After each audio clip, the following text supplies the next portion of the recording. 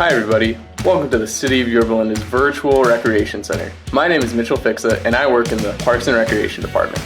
We're here today to show you how you can still have fun and recreate while social distancing and staying safe at home. Before we get started, we should make sure we're clear on a few things. We should be wearing proper shoes, make sure that we have a clear area to look out for obstructions.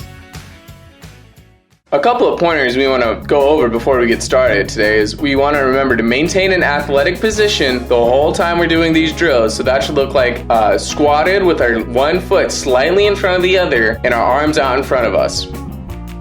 Now we want to go over the platform, and our platform should look like this. We want to keep our arms out in front of us, our elbows locked, and our shoulders reaching out, trying to maintain a strong platform in order to move the ball the way we want to. Now we want to move into setting.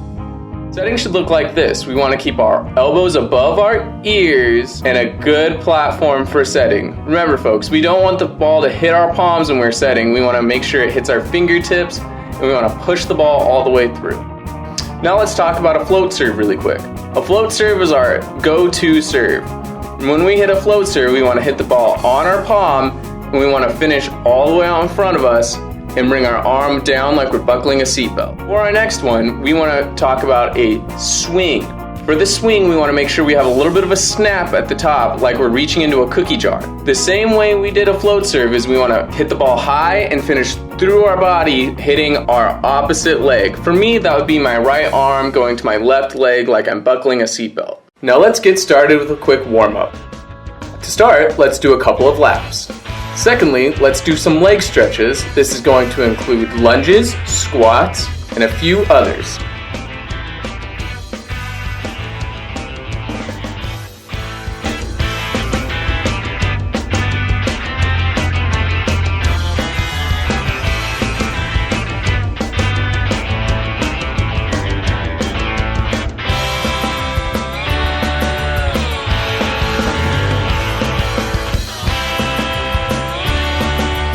Third, let's do some arm and shoulder stretches. Our arms and shoulders are two important parts of volleyball.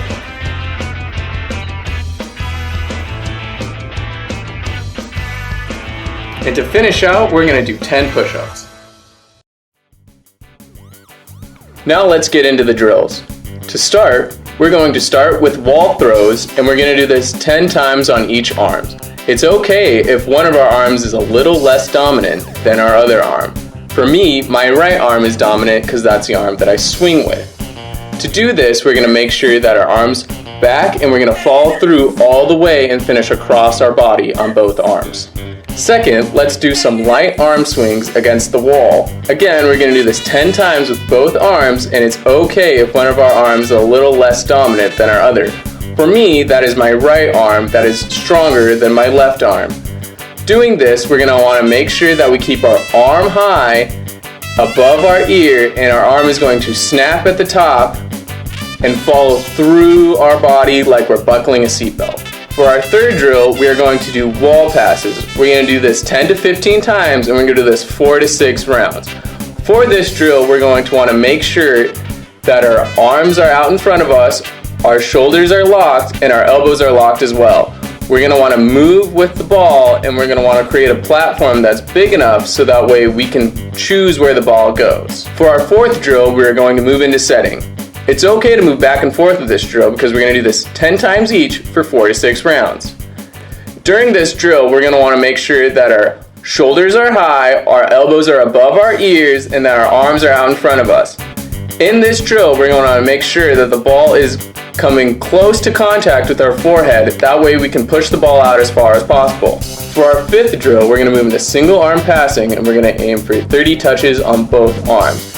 In this drill, we're going to be passing back and forth between our own two arms. It's okay to use a wall for this drill, as it can create a bigger surface area for us and an easier target to hit. For our sixth drill, we will be doing single arm setting against the wall.